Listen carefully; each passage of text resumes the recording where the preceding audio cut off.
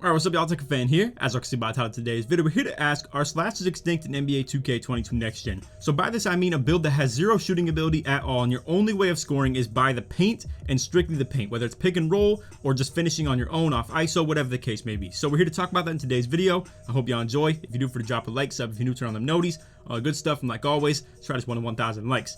Now you guys can see I got the mixtape clips rolling from season 1. Nothing has changed in terms of gameplay patches or anything like that. If anything, it's been made easier to finish because you don't need to use the right stick as much to be able to get contact dunks as you did in season 1 where I'm getting these clips. But overall, the dunk meter is elite. It is a ridiculous aspect that has been added to this game and makes it so elite slashers can stand out as super elite when it comes to finishing in this game. Now, for whatever reason, we don't see that very often. So to answer the question in the video, yes, slashers are extinct in 2K22 Next Gen because you rarely ever see them. You literally never will see a true slasher who just has zero shooting ability on the 3v3 court, 2v2 court, whatever the case may be. Nobody does it anymore. And listen, there are way more clips where that came from. If you guys are interested in that, feel free to check out the mixtape that I uploaded well over a month ago at this point. Now, I will talk later in the video how I maybe want to make a new build that tailors to a little bit of that style where I don't have any three-pointer at all, because it's a challenge that I love in this game, and that's one thing I've always done since all the way back in 2K17. I've had builds that rarely can shoot the ball or anything like that and still succeed while playing the game, and even my own ISO form, not even just pick and roll with an inside big man. I'm talking like ISOing with a true slasher. Now, with the way the My Player Builder works in this game, where you have the ability to upgrade anything that you want as long as your height, weight, and wingspan allow that. So, for instance,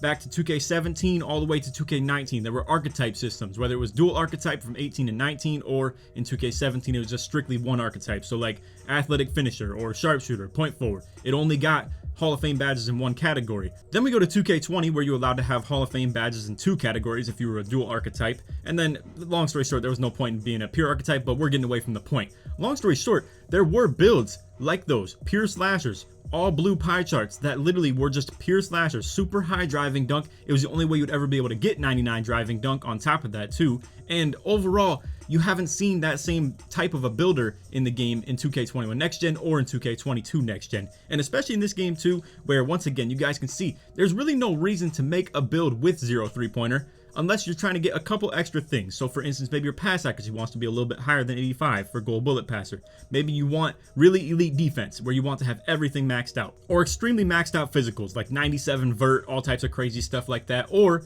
what we're looking at right here, 99 driving dunk. It's a little bit hard to achieve on builds that actually do have shooting on because you're trying to cut a lot of corners on it. You're trying to make sure that you can kind of shave off all of these extra attribute ratings that I've done, like for instance dropping your driving dunk to 92 where you unlock elite contact dunks, and all you would really get for having 99 driving dunk instead of 92 is Hall of Fame posterizer and a bigger dunk meter. It's literally as simple as that. That's the only advantage to it. So overall in this video, we're here to talk about how the My Player Builder kind of killed slashers to an extent, just in general, of making it so you don't have very many builds in the game that don't have three-pointer upgraded. And in my opinion, I think the archetype system was really cool for variety to the game. Nowadays, you kind of have everybody play the same just based on whatever the meta is. So if it's rim run on 2v2, people rim run, but they can still shoot off of it. So doing hopbacks and stuff like that. And it's really just pretty straightforward and pretty basic if you ask me. And then on top of that, you have the zigzagging left-right cheese of 3v3 and stuff like that, where it literally lives and dies by three-pointers, and it's as simple as that. But then again, even when pie charts were in the game, there were still meta pie charts, like for instance the green and yellow of the play shots and stuff like that, or play sharps if you will.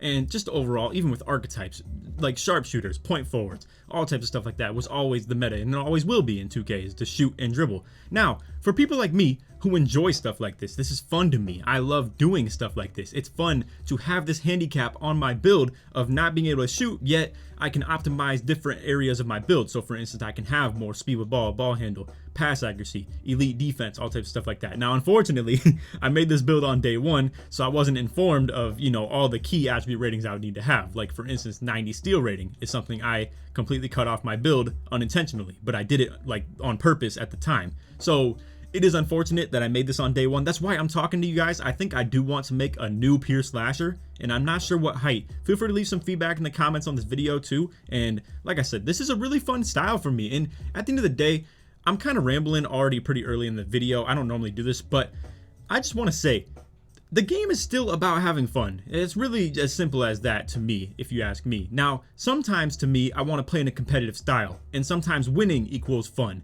Now, I like to balance both worlds, and with this build, I can still get wins very consistently on 2v2, and still bring it out on 3v3 with some decent teammates, and be able to win easily as well.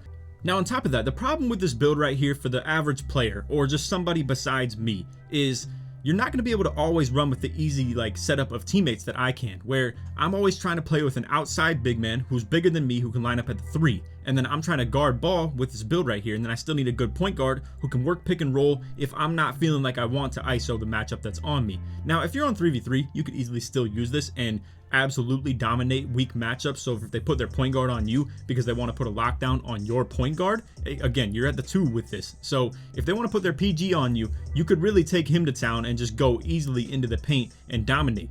Then if they decided to put their big man on you, because obviously my kryptonite with this build is 7'3", gigantic rim protectors that have really good interior defense, block ratings, all types of stuff like that. That is my kryptonite, obviously.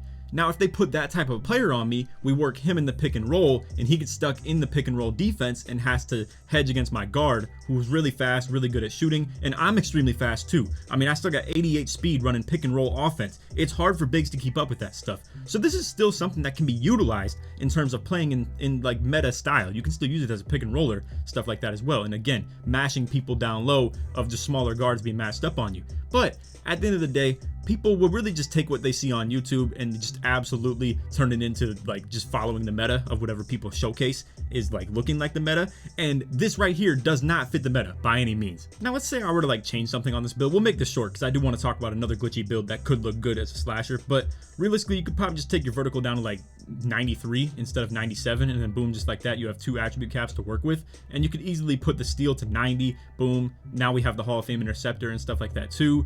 I feel like perimeter D could just get maxed, but what I would like to do as well is make the driving layup a little bit higher for things like acrobat, fearless finisher, mouse in the house, all types of stuff like that. It would be really convenient to have all these badges higher. And then obviously one thing too, if I only had this at 80, the badge count is a little bit low on finishing for me to be really relying on finishing as my only way of scoring. So it would be ideal to have this finishing category up just a little bit more. And then overall, in terms of the ball handling, I am a little bit too tall and too low on the ball handle by 1 to be able to get certain animations. So for instance, like the D-Rose size up package, stuff like that, or just different size up escape packages that will drop in the future of this game.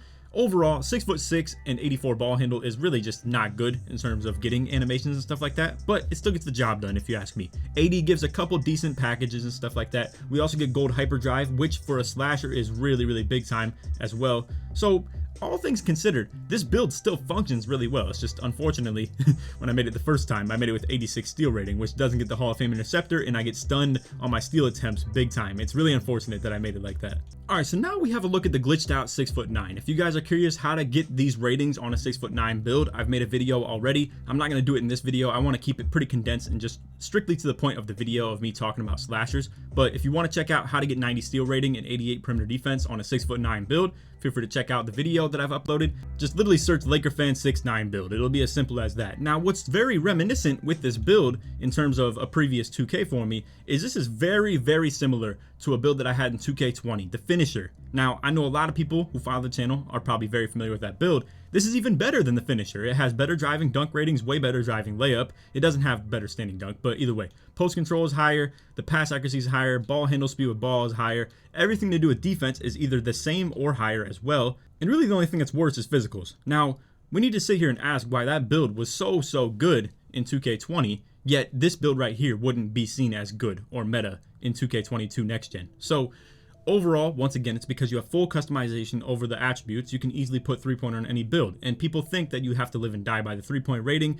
I personally think that I could use this build right here and absolutely dominate, and I really could use it in the perfect aspect. I'm already on a 6'9" build like this, and I sacrifice close shot and standing dunk and post control and all types of stuff like that. Literally all I have is 92 driving dunk and then 80 driving layup, and I'm still able to finish in a pretty good way, but I'm limited when it comes to down low on the interior. Now, I rarely use my shooting yet. I only have gold sniper. I haven't unlocked the Hall of Fame level, and I don't see myself using it very often. Alright, so now here's a look at what I had to sacrifice for getting the shooting on this build. Now, I could have just not upgraded mid-range and I'd still have 77 3-pointer and gold sniper. I ended up putting the mid-range to 80 to be able to get Hall of Fame sniper plus a couple extra shooting badges and stuff like that, and maybe higher levels on a couple different things. But either way, I sacrificed a lot in post control, standing dunk, and close shot, and overall, I did still take a little bit of a hit on driving layup too. Now, another hit that I took was to have 70 pass accuracy instead of 85, and then on top of that too, the vertical is 85 instead as well. Now, is that a huge hit in terms of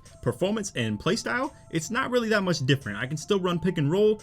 I can still dunk the ball below the basket. It's pretty much as long as I get a driving dunk animation, which is very easy to do as long as I'm hit in stride on the pick and roll. And then even at that, if I don't get the standing dunk, 53 close shot is still doable to make the shot down low easily. So the only thing that's really limited with this build is contested finishing down low on just standing dunks or pick and roll offense. And then it doesn't have any ability in terms of post control down low. And then the pass accuracy speed of like the bullet passer being on silver is a little bit limited too. But overall, it's not a lot of stuff to drop off my build in terms of the close shot, standing dunk, post control, and pass accuracy, and then some vertical. And really, all I'm saying is, it's really not that much to lose to be able to shoot the ball and space the court, which is one of the most important things in terms of working with random teammates, or to be able to just allow your team to 3-hunt a little bit in 3v3. Now, I feel like I don't need all this stuff to be able to perform the way that I want to. The one unfortunate thing about this build, however, with being 6'9", my speed with ball is very, very low. Like 73 is the highest I could get it, and I don't have a lot of different dribble packages that would really help me dribble as a slasher. So this would be more so an inside big man that is undersized. And it's really funny, bro, because a lot of people slept on my build back in 2K20. They thought an undersized inside big man was just absolute garbage. Like, why would you ever make something like that? Even in 2K21 current gen, where I absolutely started the meta of the undersized inside big man.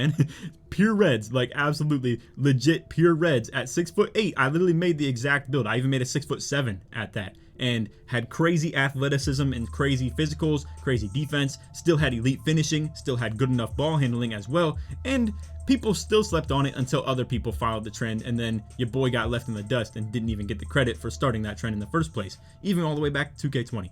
Long story short, I think all of this depends on your comfortability of playing without three-pointer. If your squad can handle it too, it definitely depends on if you and your guard can get along with that, because some guards are really dependent on that drive game and they need spacing to work. They're not super elite at creating three-point opportunities or being a three-point threat on the perimeter, so they need a little bit more space to work with so that they can drive when the drive isn't available. So to end this video, I just want to recap on what we would gain for having no shooting on a build like this. Now, if you upgrade close shot, your mid-range has to go up by default, and this is going to be a rating that's not really, makeable, honestly. 49 isn't really ideal at all, and overall we have 0 shooting badges. So it's pretty unrealistic to be able to hit mid-range with this, and then on top of that too, it's not an efficient take. I mean, you could either get a contact dunk, a standing dunk, run some pick and roll, get an open dunk for your easy 2-point shot. You shouldn't be shooting mid-range if you ask me, especially with a rating like this, but I understand some people want the pick and pop option, and they end up like putting their mid to like 60 or 70. They can still hit reliably, but overall, you do gain, obviously, like I said, the close shot ability, the reliability of hitting those contested takes in the paint. You also have 85 standing dunk too, with good driving dunk. You have 33 finishing badges instead of like 15. We have more playmaking badges as well as 85 pass accuracy for gold bullet passer, all types of stuff like that. And then we have 35 defense, as we had in the other build as well. 88 vertical, which isn't like a huge difference from 84, 85 or anything like that. Now let's say we want to take away from the pass accuracy because we're like comfortable with silver bullet passer. What we could do is we could actually put the rebounding up to 89 on the O board instead of 84, and then 96 instead of 92 on the D board, and then we get 36 defensive badges too. And this is an elite rebounder right here. I would definitely be comfortable with doing something like this too. I don't really think the 70 pass accuracy is that big of a deal or that much of a hindrance. And I think 18 playmaking badges is a little bit doable considering we only get silvers on really important playmaking badges. That would be a ball handler thing. So for instance, like handles for days, unpluckable, quick first step, bullet passer would still be silver obviously, but overall we don't really need to have like 23, 24 playmaking badges with this build. And on top of that, like I said, we still have 33 finishing. We still have like probably, I would say like 6 or 7 to work with after the season rewards for hitting 39 and then the 4 you get from the college and whatnot. Overall, I just want to say pretty much, I think I could work with a build like this. I think you could as well as a viewer. I already know you can still live and die by the pick and roll and taking advantage of mismatches and stuff like that on the twos. You could come into the twos with this at the one spot and then have a big man as well, and you could just absolutely bully guards with this. I mean, you could literally destroy them with 85 post control, take them into the post, ISO them if they don't have like really good steal rating or anything like that, or you can just get easy blow bys. Again, if you can't get the easy blow by and they like bump you, boom, just go to the post off it. I mean, people really have this one track mind where they think you have to play by the meta and that's all you can do. I really do think that with a build like this, you could get really creative with it. You could go all different types of ways of play style. You could enter the post, slash, pick and roll, all types of stuff like that. Be an elite defender, rebounder, still be a playmaker as well. On top of that, you still have great physicals for defense, rebounding, all things related. Overall, I think people are so enamored with just fitting into the meta, and I think at the end of the day you should have fun and make whatever you want to make, and I might really make a second build that's like this just for my own fun factor as well. So anyway, I know this video was a little bit more of a rant fest, or just kind of me just literally going on a tangent and talking the whole time. I want to stress that I do think slashers are extinct in 2K22 Next Gen. It's not because of gameplay though, it's literally just because people don't play on them. I'm saying from a literal sense of like, are they extinct or not? Yes, they aren't found in 2K22 Next Gen. People literally don't play on them.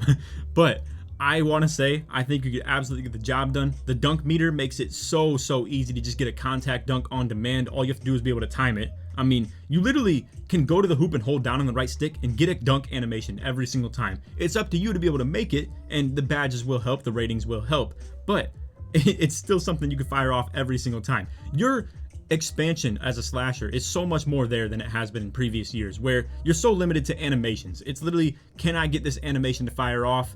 Yes, okay, I'm doing good as a slasher. No, well, it's the game's fault. It's so dumb how we used to function as slashers before this game, and I gotta say, this game did an absolute service to slashers. Some people think it's a disservice, some people think it made the slashing game way worse. I'm sorry to you guys that I haven't been on builds like this as much. It's just really unfortunate that my 6'6" is just not like any meta on defense at all. I wish I could use it more. I wish I could use it in like comp situations more. It's just being 6'6" isn't really ideal for perimeter defense or interior defense. It's really just kind of the wrong mix of both. And then on top of that, I don't have 90 steal rating either for the Hall of Fame interceptor. And again, I'm a little bit short of some certain dribble caps and whatnot. It's just really unfortunate. I will make a new slasher build. Let me know in the feedback of the comments and whatnot what you guys would prefer to see. If you think a 6'9" get the job done. I don't think the dribbling is good enough though to be able to function as a slasher perfectly. But I will say I would still get some key downhill dribble moves like the behind the back Scottie Pippen and Damian Lillard and stuff like that, or good crossovers and whatnot. So the only thing that's limited is kind of standstill dribble moves, and I can still get LeBron size up escape package, so the hop back is there for sure.